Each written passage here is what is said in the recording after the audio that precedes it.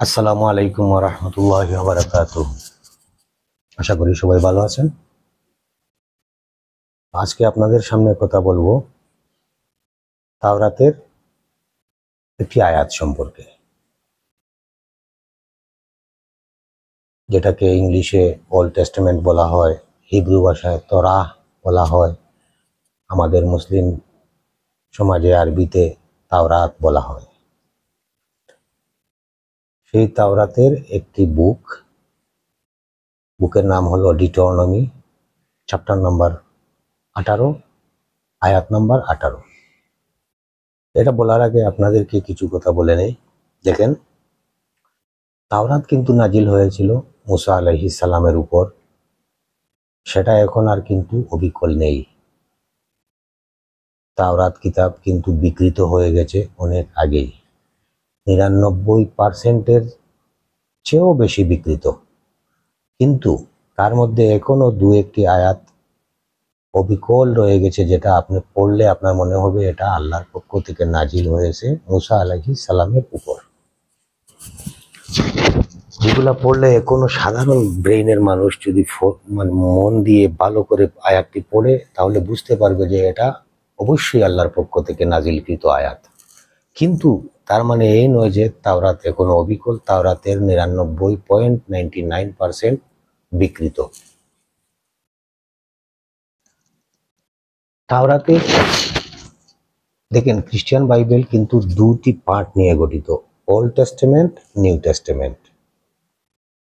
Old testament তাওরাত বা ইহুদিদের কিতাব, নিউ টেস্টামেন্ট ঈসা আলাইহিস সালামের কিতাব, ইনজিল যাকে আমরা বলি, সেটা খ্রিস্টান জাতির জন্য। দুটি পার্ট নিয়ে গঠিত বাইবেল।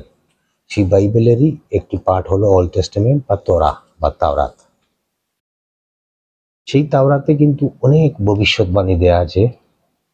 কিয়ামত সম্পর্কে ভবিষ্যৎবাণী আছে, শেষ জামানা সম্পর্কে ভবিষ্যৎবাণী আছে, ঈসা আলাইহিস সালাম সম্পর্কে, মসিহ দাজ্জাল সম্পর্কে। সবচেয়ে মজার বিষয় হলো সেখানে আমাদের নবী মুহাম্মদ সাল্লাল্লাহু আলাইহি ওয়াসাল্লাম সম্পর্কেও অনেক ভবিষ্যৎবাণী আছে। তার মধ্যে দু একটা ভবিষ্যৎবাণী যেটা সরাসরি আল্লাহ মুসা আলাইহিস সালামকে বলতেছেন, যেগুলা পড়লে মনে হবে যে এগুলা অবশ্যই আল্লাহর পক্ষ থেকে নাজিলকৃত ওহী। সেরকম একটি আয়াত আপনাদেরকে শোনাবো এবং বিস্তারিত কিছু বলার চেষ্টা করব। দেখেন, কয়েকটি বুক নিয়ে গঠিত তাওরাত। তার মধ্যে একটি বুকের নাম হলো ডিউটেরোনমি বা বাংলা বাইবেলে ব্যবস্থাবিধি বইয়ের নাম।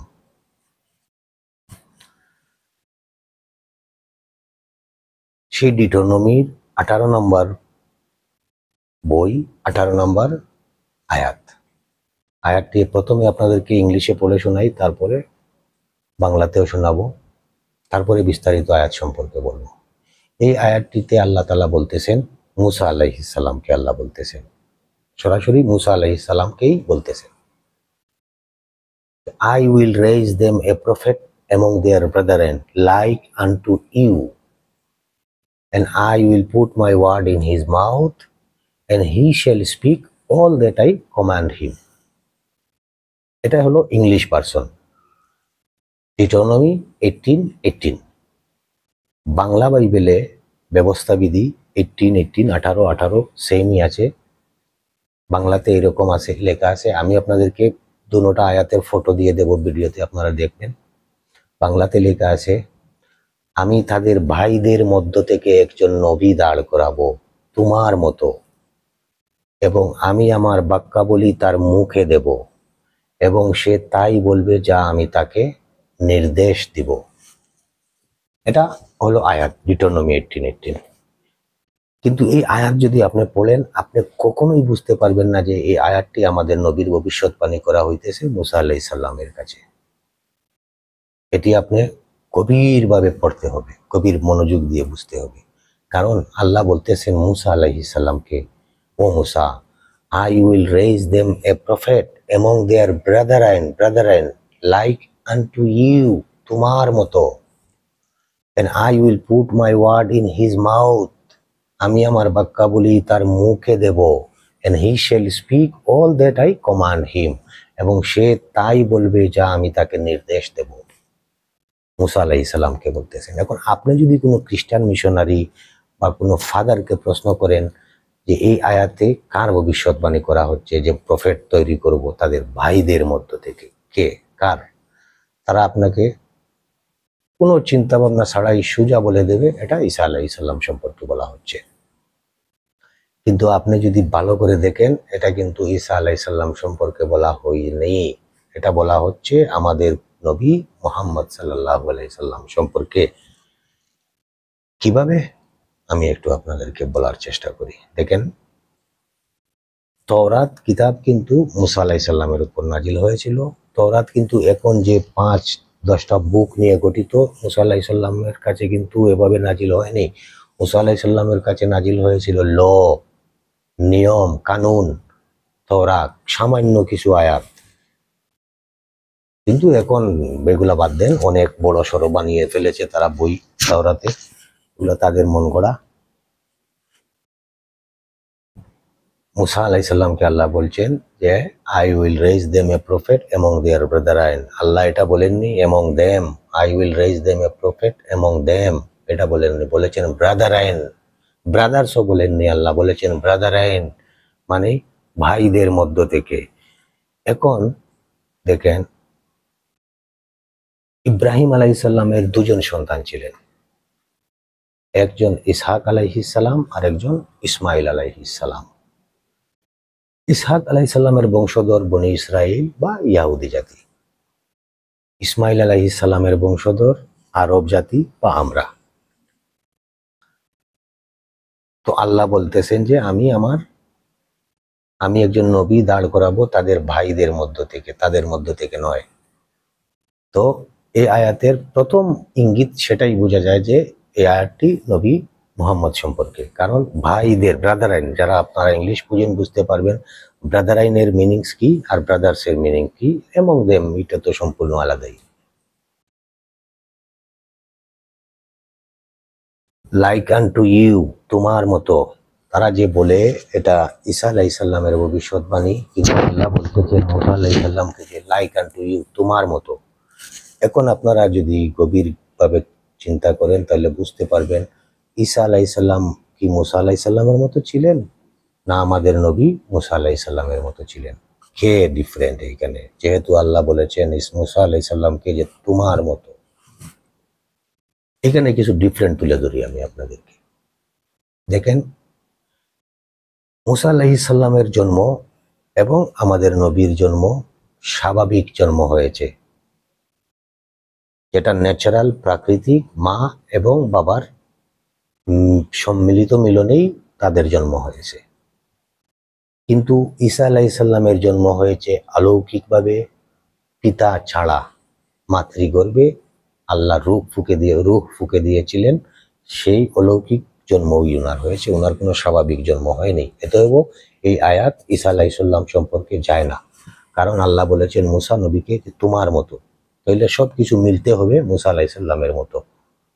ঈসা আলাইহিস সালাম যদি এই আয়াতে বলা হয় ঈসা আলাইহিস সালামের ভবিষ্যৎবাণী, তাহলে ঈসা আলাইহিস সালাম মুসা আলাইহিস সালামের মতো সব কিছু মিলতে হবে, কিন্তু এটা কিন্তু মিলেনি। এর আগেরটাও মিলেনি, এই পয়েন্টও মিলেনি, এটা মিলতেছে আমাদের নবীর সাথে।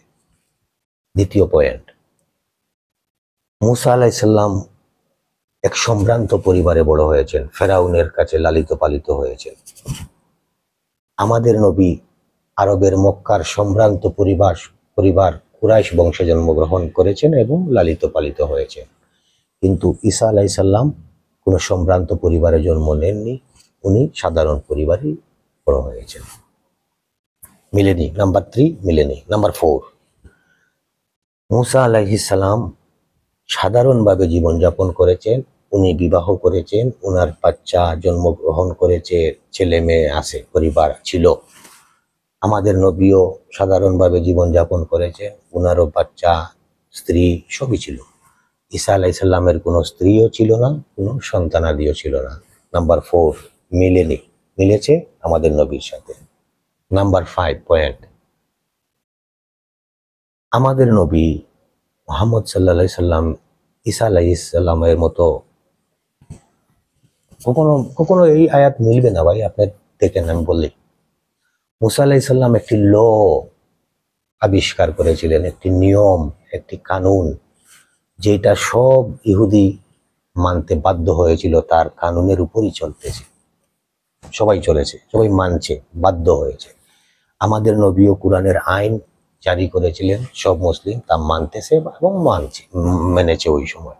কিন্তু ঈসা আলাইহিস সালাম তার জীবদ্দশায় কখনো কোনো আইন উনি দেননি কারো কাছে, এবং কেউ মানেও নি, কারণ উনি ওনার জীবন নিয়েই তো পালাইতেছিলেন এই দিকে সেই দিকে ইহুদিদের বয়ে। নাম্বার 5 মিলেনি। নাম্বার 6, মুসা আলাইহিস সালামের স্বাভাবিক মৃত্যু হয়েছিল, আমাদের নবীর স্বাভাবিক মৃত্যু হয়েছিল। ঈসা আলাইহিস সালামের কিন্তু স্বাভাবিক মৃত্যু হয়নি, ওনাকে আল্লাহ আসমানে তুলে নিয়েছেন, ওনার মৃত্যু এখনো হয়নি। এত এবং নাম্বার 6 মিলেনি। এই আয়াত কার সাথে মিলতেছে? মিলতেছে আমাদের নবীর সাথে। আল্লাহ বলতেছেন আই উইল পুট মাই, আল্লাহ বলতেছেন লাইক আনটু ইউ, তোমার মতো। তাইলে এই আয়াতটা যায় কার সাথে? সম্পূর্ণ আমাদের নবীর সাথে। তারপরে আল্লাহ বলতেছেন আয়াতের মধ্যে I will put my word in his mouth, আমি আমার বাক্য তার মুখে দেব। কিভাবে এটা দেখেন, মসজিদে নববীতে তখন সিরিয়া থেকে 5 জন বড় বড় ইহুদির আবায় আমাদের নবীর কাছে আসলো। আমাদের নবী আসলেই আল্লাহর নবী কিনা এটা জানার জন্য ওরা কিছু প্রশ্ন করবে, সেই জন্য আসলো। 3 দিন 3 রাত তারা মসজিদে নববীতে ছিল। আল্লাহর নবী তাদেরকে সময় দিয়েছেন, আপ্যায়ন করেছেন, মসজিদে নববীতে তারা রয়েছে এবং প্রশ্নাবলী হয়েছে। লাস্ট প্রশ্ন যখন তারা করলো এটা যে আপনার আল্লাহ কে, তার একটু সংজ্ঞা আমাদেরকে দেন। তখন আমাদের নবী গম্ভীরভাবে বসে রইলেন। আল্লাহ বলতেছেন আমি আমার বাক্য তার মুখে দেব। তখন জিবরাইল আলাইহিস সালামের মাধ্যমে নাজিল হলো সূরা ইখলাস। কুল হুয়াল্লাহু আহাদ, বলো আল্লাহ এক এবং অদ্বিতীয়, আল্লাহুস সামাদ, তিনি অমুখাপেক্ষী, লাম ইয়ালিদ ওয়া লাম ইউলাদ, তিনি কারো থেকে জন্মগ্রহণ করেননি, কাউকে জন্মও দেননি, ওয়া লাম ইয়াকুল লাহু কুফুয়ান আহাদ, এবং তার সমকক্ষ কেউ নাই। এখন এইখানে এই আয়াতের একটু মিনিং বুঝেন আপনারা।